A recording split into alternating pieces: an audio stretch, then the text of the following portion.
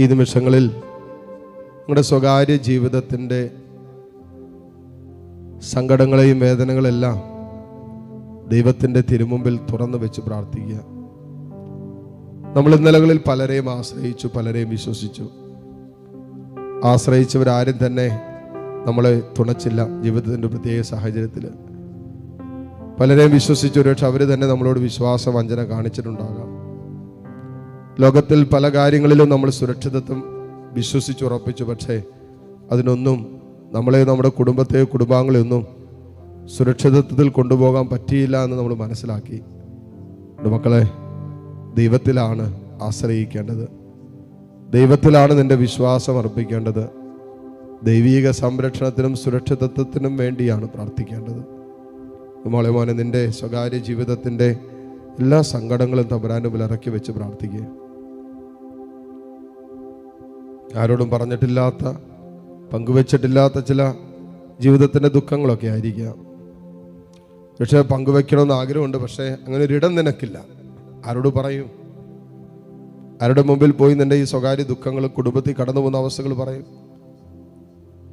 പിന്നീടത് ഒരുപക്ഷെ നാട്ടുകാർ മുഴുവനും എല്ലാവരും അറിയും.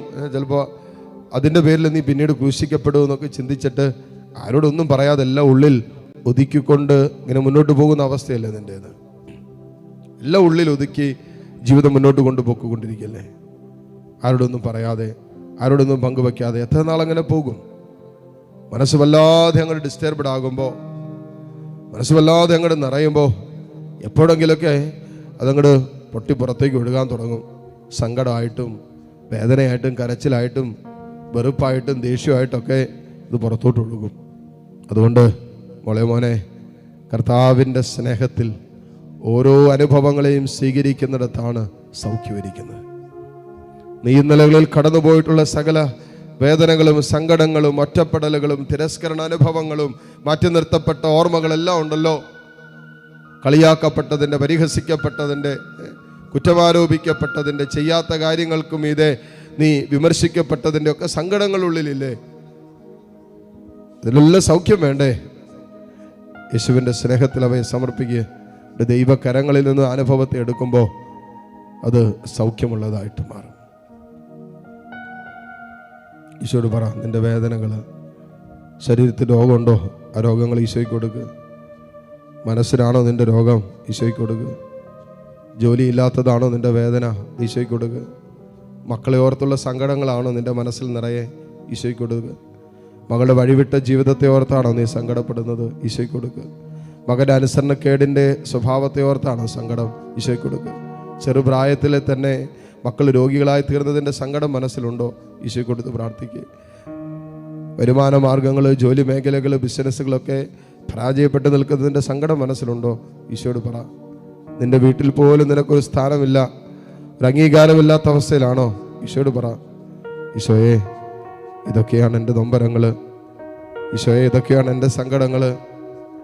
ആരും കേൾക്കാനില്ലാത്തതൊക്കെ ഇതാ നിന്റെ മുമ്പിൽ ഞാൻ ഇറക്കി വയ്ക്കുന്നു. ആരോടും പറയാൻ പറ്റാത്തതൊക്കെ ഈശോയെ നിന്റെ മുമ്പിൽ ഇതാ ഞാൻ പങ്കുവയ്ക്കുന്നു. നിനക്കെന്നെ മനസ്സിലാക്കാൻ പറ്റും.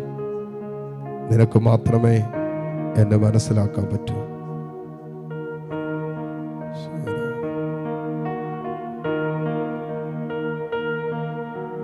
ഒരു നിമിഷം എൻ യേശുവിൻ മുൻപിൽ ഈശോയെ ഒന്നു മനസ്സു തുറന്നു പങ്കിടാൻ ദാഹം.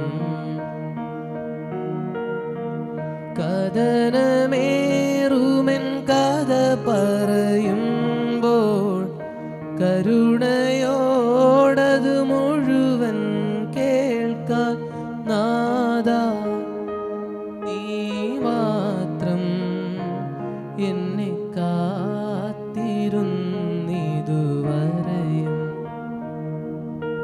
ക്രൂശിൽ നീ ചേർത്തു എൻ്റെ രോഗദുരിതങ്ങളെല്ലാം.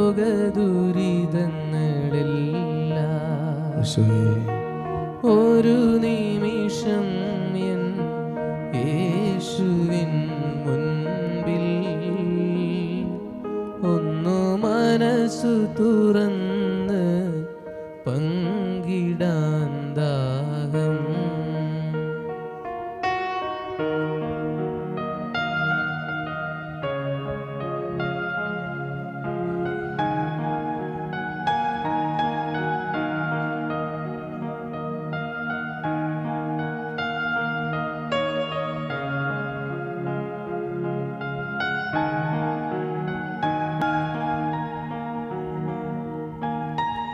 മടിയിൽ തുറന്നു വച്ചിരിക്കുന്നത് മാറോട് ചേർത്ത് വയ്ക്കുക.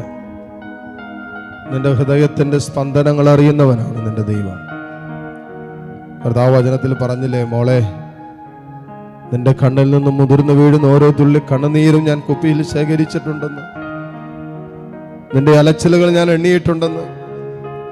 ഇതാ നിന്റെ അലച്ചിലുകൾ, ഇന്നലകളിൽ നീ എന്തിനൊക്കെ വേണ്ടി ജീവിതത്തിൽ അലഞ്ഞോ അതെല്ലാം കർത്താവ് എണ്ണിയിട്ടുണ്ട്. നിന്റെ കണ്ണിൽ നിന്ന് മുതിർന്നു വീണ ഓരോ തുള്ളി കണ്ണുനീരുണ്ടല്ലോ, ഇന്നലകളിൽ എന്തിനേക്ക് ഓർത്താ മോളെ മോനെ നീ കരഞ്ഞത്? എന്തൊക്കെയായിരുന്നു നിന്റെ കണ്ണുനീരിന്റെ വിഷയങ്ങള്? അതെല്ലാം ഈശോയ്ക്ക് അറിയാം. അത് നിന്റെ കണ്ണുനീർ കണങ്ങൾ അവൻ കുപ്പിയിൽ ശേഖരിച്ചിട്ടുണ്ടെന്നാ പറഞ്ഞത്. നിന്റെ കരച്ചിലിന്റെ കാരണങ്ങളെല്ലാം നിന്റെ കർത്താവിന് അറിയാം. ഈശോവേ, കരഞ്ഞു കലങ്ങിയ കണ്ണുമായി ആരാധനയിൽ പങ്കുചേരുന്നവരുണ്ടാകാം. കഴിഞ്ഞ ഏതാനും ദിവസങ്ങളായി കണ്ണുനീരിന്റെ താഴ്വരയിൽ ജീവിതം തള്ളി നിൽക്കുന്ന മക്കളുണ്ടാകാം. കരയാനിന് കണ്ണുനീരില്ലാത്തൊരവസ്ഥയിൽ ജീവിതമല്ലാതെ സങ്കടപ്പെട്ടിരിക്കുന്ന മക്കൾ ഇതിനകത്തുണ്ടാകാം. ഈശോയെ, ഏതെല്ലാം വിഷയങ്ങൾ ഇവിടെ സ്വകാര്യ ജീവിതത്തെ വല്ലാതെ പിടിച്ചുലയ്ക്കുന്നുണ്ടോ? മക്കളെ ഓർത്തുള്ള വിഷയങ്ങളോ, ജീവിത പങ്കാളിയെ ഓർത്തോ, കുടുംബത്തെ ഓർത്തോ, വരുമാന മാർഗങ്ങളൊക്കെ ഓർത്തുള്ള വിഷയങ്ങളാകാം. ചില പഠനങ്ങൾ, ചില പരീക്ഷകൾ, ചില അഡ്മിഷനുകൾ, ചില വിദേശ യാത്രകള്. തമ്പുരാനെ, നീ തൊടണമേ. കർത്താവിടെ മനസ്സിന് നീ സൗഖ്യം നൽകണമേ. ഈശോയെ, നിന്റെ വലത് കരം ഇപ്പോൾ ഈ മക്കളുടെ മേൽ നീട്ടണമേ എന്ന് പ്രാർത്ഥിക്കുന്നു.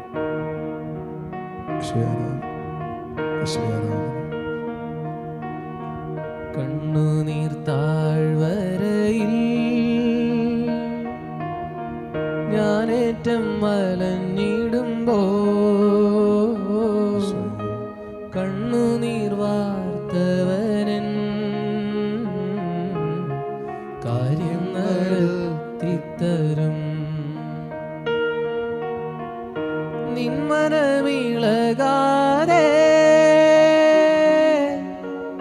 നിന്മനം പതറാതെ, നിന്നോട് കൂടെ എന്നും ഞാനുണ്ട് അന്ത്യം വരെ. നിന്മനമിളകാതെ, നിന്മനം പതറാതെ, നിന്നോട് കൂടെ എന്നും ഞാനുണ്ട് അന്ത്യം വരെ. കണ്ണുനീർ താഴ്വരയിൽ ഞാനേറ്റം വലഞ്ഞിടുമ്പോ കണ്ണുനീർ വാർത്തവനൻ കാര്യം നടത്തിത്തരും. കാര്യം നടത്തിത്തരും.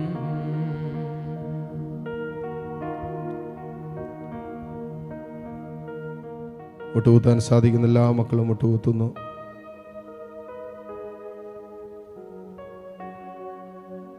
ദിവ്യകാരുണ്യ ഈശോയുടെ ആശീർവാദം സ്വീകരിക്കാൻ ഒരുങ്ങുന്ന നിമിഷങ്ങൾ. ദിവ്യകാരുണ്യ ഈശോ നമ്മുടെ മുമ്പിൽ ഉയരുന്ന സമയമാണ്. താഴ്ന്ന സ്വരത്തിൽ കർത്താവിനെ സ്തുതിച്ചുകൊണ്ട് ഈശോയുടെ ആശീർവാദം സ്വീകരിക്കാം. Hallelujah, hallelujah.